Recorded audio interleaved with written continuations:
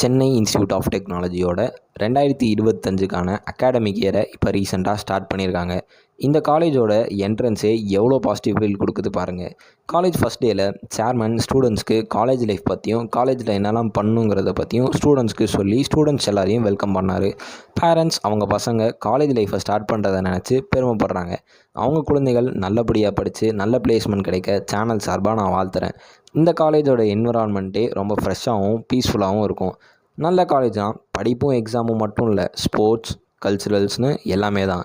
இந்த காலேஜில் அது எல்லாமே இருக்குது. இது எல்லாமே ஸ்டூடெண்ட்ஸை டெவலப் பண்ணும். இந்த காலேஜில் எஜுகேஷனோடு சேர்த்து எக்ஸ்பீரியன்ஸுமே கிடைக்கும். இங்கே இருக்கிற டீச்சர்ஸும் ஸ்டாஃபும் நல்ல சப்போர்ட்டிவான என்விரான்மெண்ட்டை உருவாக்குறாங்க. இங்கே ஜப்பானீஸும் ஜெர்மனும் கற்றுத்தராங்க. இதனால் ஸ்டூடெண்ட்ஸால் ஜப்பான் மற்றும் ஜெர்மனில் ஜாபுக்கு பிளேஸ்மெண்ட் மூலயமா போக முடியும்.